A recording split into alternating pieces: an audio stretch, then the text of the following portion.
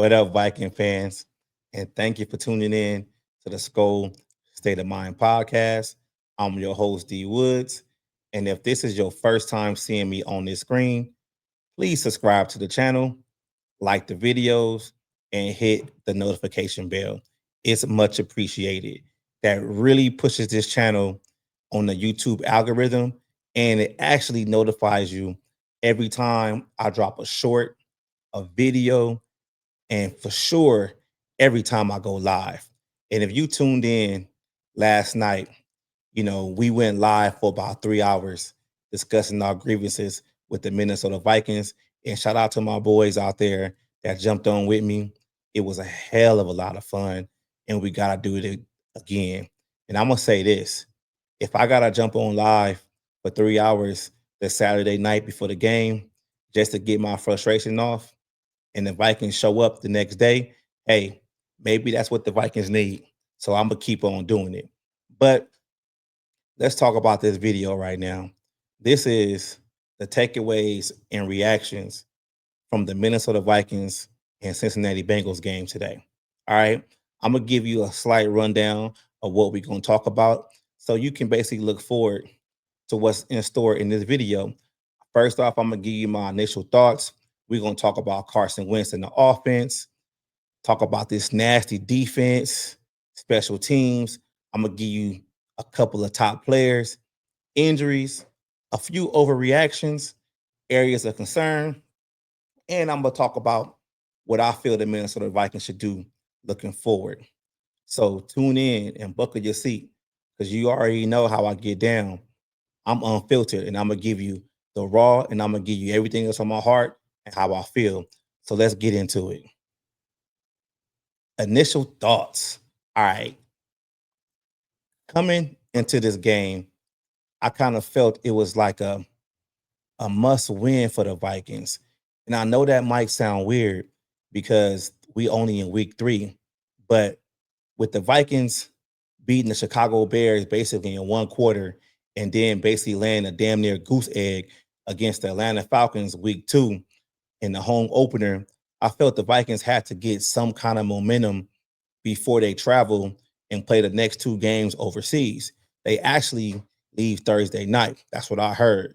So I kind of felt the Vikings, getting up to a slow start on this game and, not winning this game and going to play overseas the next 2 games, they needed that's I would say a boost. You get what I'm saying? Like they needed that before they actually start this trip. Now they play 2 games over there and then they go straight into the bye. But if you look at the schedule after the bye, the first game was the defending champs. So you know already how I see it. You got to continue to stack wins in this league however you can. So that's my initial thoughts. And let's keep the ball rolling though. Let's keep it going. Let's talk about Carson Wentz and the offense. All right. Let's be honest with each other. All right. We can be honest on this channel. All right. That's how we get down, right? Carson Wentz had a stable game, and I'm gonna use the word stable. All right. Carson Wentz went 14 for 20, 173 yards, and 2 touchdowns. And I'm gonna admit though, I was a little worried early in the game because it was like 2 consecutive series where they ended on 2 sacks and they had to punt the ball. I was like sitting in my chair, like, oh my God, here we go. This offense is about to get stagnant again. But hey, they put 48 points on the board, so y'all know the Vikings kind of woke up on offense. But let's just call it what it is. Like, he didn't really wow us. You get what I'm saying? Like, it wasn't like, oh my God, Carson Wentz is out there dueling. He just played, managed the game, and that's what we need him to do. Especially while JJ McCarthy is nursing his ankle injury. But the bright spot on offense was Christian Darrisaw returned. And I admit, on camera, watching the game, you can actually see why Christian Darrisaw is so important to this team. Like the way the running angles was, like him and Donovan Jackson on duo, like it, man, it was great. It was great. And they actually had him on some sort of like a pitch count, and it kind of worked out to the benefit also because with the Vikings like running away with this game, that actually gave him time to, sit on the bench and spell so he wouldn't have to overexert himself during his first game. But you can see why Christian Darrisaw is really important to this offense. So I'm gonna switch screens real quick. All right. I'm gonna move it on real quick. So let's get into this defensive dominance. All right. Look, y'all know me on this channel. I keep it real. I tell y'all how I feel about Brian Flores, how I feel about the defense, whatever. I have my gripes. But today, I can't say shit because the defense came out there to play. They scored 2 touchdowns on defense. Isaiah Rodgers was that dude today. Interception, return for a touchdown, fumble return for a touchdown. I mean, man, this was this was one for the books, right?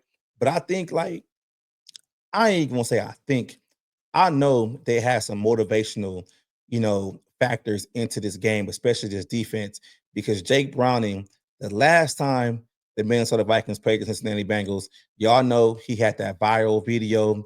You should have never cut me. Maybe Brian Flores went into, his defensive meetings and was like, look, the last thing we're gonna do today is give this dude anything. We're gonna go out there and embarrass him straight up. And that's exactly what they did. Like, think about it like this, though, right? Jamar Chase was shut down, like shut down, right? I think I think Jamar Chase only had maybe like a couple of catches, and some of his catches came late in the game when the game was already decided. Like Chase Brown, for example, Chase Brown had 10 carries for 3 yards. I am so glad I didn't draft him for my fantasy team because that shit was so ineffective. I mean, what did T. Higgins do? This offense just was like they were going backwards. If they wasn't, trying to tackle guys from scoring touchdowns on them, they couldn't get nothing going today. And maybe that's what this team needs is a nasty defense to go out there and play consistently. I hope this is the defense that we see overseas against the Steelers and the Cleveland Browns. And on another note, just to put this in right now, the Cleveland Browns beat the Green Bay Packers today, right? Some people were seeing that the Green Bay Packers was basically like world beaters. Not so much. Anybody can be beaten in this league. Excuse me. You just gonna have to find a way. But let's keep it moving. Let's keep it moving. That's enough on the defense. Let's keep it moving. Let's talk about special teams. All right. Special teams. Okay.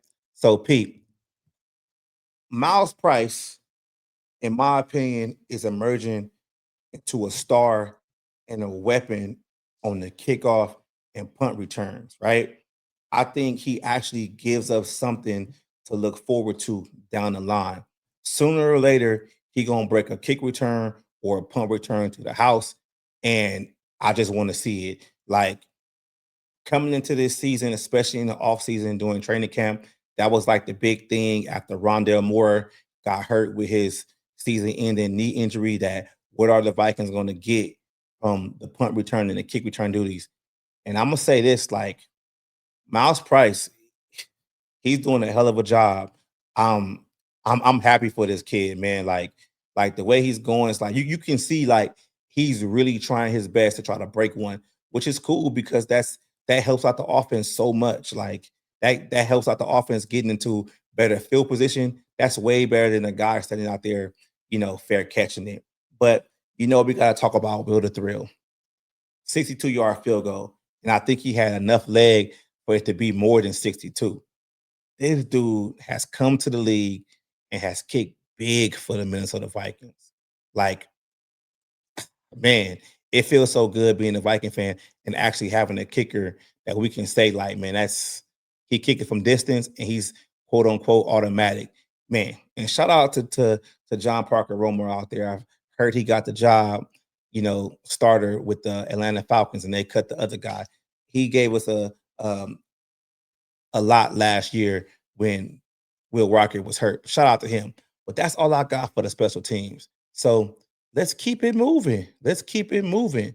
Let's keep it moving. So let's bring this up right now. So I told you I was going to do it.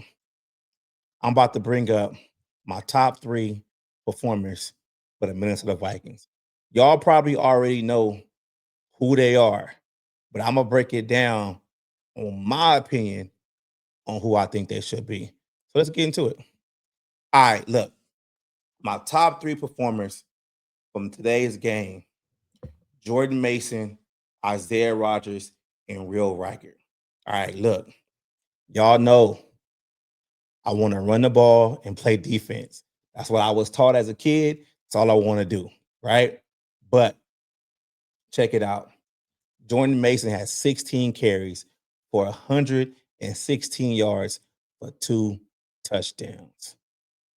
Man, shout out to Kevin O'Connell for actually staying with the run and allowing Mason to actually get some type of rhythm.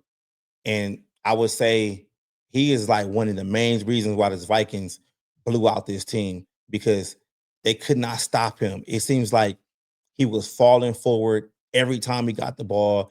He was at least getting like 5 carries here, 10 here.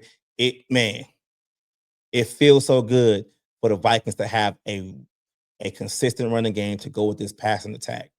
And that's why I really can't give Carson Wentz too much for this game, because he managed the game to a certain extent. But the way Jordan Mason was running, that's going to help anybody out. You feel me? So you see the next person on there. Yeah, y'all know who it is. Isaiah Rodgers. And I'm going to admit this. I wasn't high on Rodgers coming to this team because he wasn't a consistent starter anywhere he's been, and he wasn't a consistent starter last year with the Philadelphia Eagles. But I guess Brian Flores saw something in him and basically knew that, hey, I can bring him to this team, and he gonna be a weapon for us on defense, and that he is. Only thing I really heard about him coming into the Vikings was how fast he is. He won a 4.27. We saw it today. We saw him take that pick and go straight to the house. We saw him pick up that fumble and go straight to the house. Man, I think he caused multiple fumbles. Let me look this up so I can make sure I'm right. We got about 3 solo tackles. All right. Yeah. I think he caused three fumbles, 2 touchdowns. He caused 3 fumbles, had an interception for a touchdown, and fumble recovery for a touchdown. That's a baller right there. It's a baller right there. Now, the next guy, you can see it right here, is Will Riker. I gotta give it to him for that 62-yard field goal. I mean, like I said earlier in the last little segment, that it looked like he had enough leg on that kick for about 65 yards. For real. I mean, these 3 right here, in my opinion, top performers of the game. I mean, there's a couple honorable mentions out there. Some people want to say Carson Wentz. I mean, I could give it to Kevin O'Connell for actually calling a good game, and not shying away from the run, because we know how Kevin O'Connell play calling gets, in tight situations. But it wasn't really no tight situations today because the Vikings were running away with this game. So let's keep it moving. All right. So let's get on the injuries. Now, bring my notes up real quick because some people got injured in this game. Now, nothing new aside from what we already know about the injuries coming into this game. Ryan Kelly remains in concussion protocol. Hope, he can get healthy, but with the multiple concussions that he's had in the past couple of seasons, that's something the Vikings have to take their time out, and that's nothing to actually really rush. But we had some key returns from Harrison Smith, Jeff Okudah, Andrew Van Ginkel, Christian Darrisaw. So those guys coming off the injury report and actually coming to this game playing, it made this team look more complete than it has in the past 2 seasons. We saw, I mean, not 2 seasons, in the past 2 weeks. Sorry. We saw Donovan Jackson lead a game, but it was just said that it was a bloody nose and he came right back. So that's nothing to be actually worried about. Probably get stitched up, whatever, tonight and going forward, he should be okay. But for the most part, the Vikings didn't really suffer any horrific injuries during this game. And matter of fact, let me back that up. I think Hargrave went out for a while. I'm not sure if he came back or not, but we don't know the extent of his injury as of yet.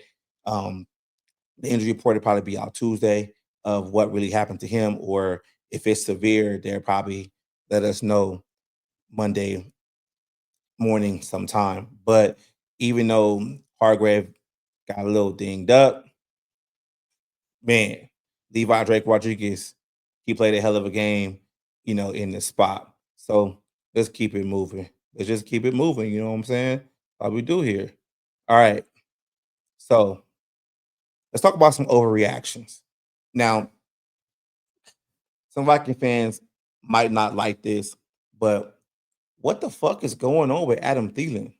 Like, he's dropping passes, not really getting a lot of separation. I mean, when the game was already basically decided, he was out there playing with the twos and threes. I don't know if that was just getting some reps in his offense, but I think the Vikings, I'm not going to say they made a mistake because I'm going to always look at the trade from a different point of view. I I think this happened with Adam Thielen. I think initially the Vikings were worried that Jalen Naylor's hand wasn't going to be healed in time, and with the suspension for 3 games with Jordan Addison, they wanted to bring somebody that was familiar to kind of be that quote unquote 2 or 3 receiver on this team. But I think the one thing that Adam Thielen probably did that people are not talking about a lot is I think he lit a fire in Jalen Naylor. I think he put Jalen Naylor on notice. And sometimes, like, you just gotta take that for what it is. He pushed Naylor to be a better player. I mean, we haven't seen him drop passes like the last couple of seasons. He's been looking fast. He's been having crisper routes. So we might not get a lot from Thielen as of on the field as of right now because I think he's going to be an asset, especially if we can get far in the season and actually be playing meaningful games. And he's a big red zone target. I think that's going to be tremendous, especially when Addison comes back. It's going to open everything up for everybody else. But maybe, the silver lining with the situation with Adam Thielen is he pushed Naylor to be a better receiver. I mean, that could be the case. That could be the case. So, all right, areas of concern. Now, honestly, it's not much I can say about an area of concern as of right now when the Vikings, beat the brakes off of the Bengals 48-10. All I can say is it was minor old line protection issues, a couple of false starts here and there, but hey, I'm just nitpicking at that point, just giving y'all area of concern because I really feel like now that Darrisaw is back and they're just waiting for Ryan Kelly to get healthy, this O line should get better with time. So that's basically it. I can't say too much about an area of concern of right now. Because I mean shit, this game was a fucking blowout. Now, looking forward, looking forward right now, I'm gonna reiterate what I said earlier. The Vikings will be playing 2 games overseas, 2 consecutive games overseas. And just like I said at the beginning of this video, I really felt that this was somewhat a semi must win game for the Vikings, and they needed some kind of momentum to travel with them while they're going overseas for 2 consecutive games. Now, my biggest gripe with Brian Flores is I feel he takes advantage of backup quarterbacks and younger quarterbacks. And when we get, established veterans out there, the defense kind of doesn't, play like they played today. So we'll be playing against Aaron Rodgers and Joe Flacco. I mean, I don't know if Joe Flacco will probably get the start by that time. We don't know what's going to happen, but Aaron Rodgers looks like this team is getting a whole lot better with the Steelers.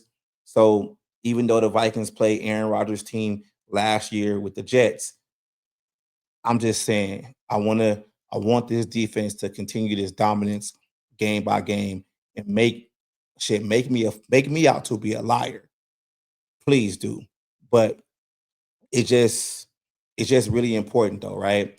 Because looking ahead to this schedule after the Vikings play against the Steelers, then the Browns, they come back to the States.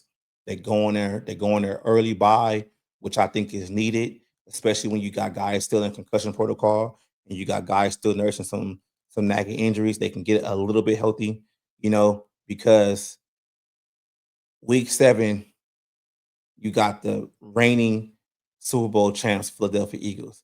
They had a tough game today, but they closed it out again. I think it's against the Rams. Yeah, they closed it out against the Rams. So they still winning games by any means. So I just think like the Vikings, it's it's really in their best interest to go to Europe 2-0 and come back 4-1. Because I'm just gonna tell you right now who the teams are after the bye. You got the Eagles, you got the Chargers, you got the Lions, and you got the Ravens. That's gonna be tough. You feel me? Eagles, Chargers, Lions, Ravens. All right. Go get these 2 wins in Europe. Like, go get them. I mean, I don't say that after the schedule, after those 4 games, the Vikings are gonna have a cupcake schedule because I mean, shit, you got the Bears again, Packers, Steelers. Like, season getting harder. This was a spot, the first 4 games of the season, that I felt that the Vikings had to be dominant and stack some wins. We don't know of when JJ McCarthy is going to actually be healthy and when he's going to be back the starter. Watching the game today, commentators basically said that they're trying to bring him back after the bye, which is going to give him basically like 3 weeks. We don't know. It's it's going to be a week by week, case by case scenario, in my opinion. But I'm gonna say it again: go to Europe, get those 2 wins, come back, bye week, be ready for the Eagles. Now, that's all I got for y'all.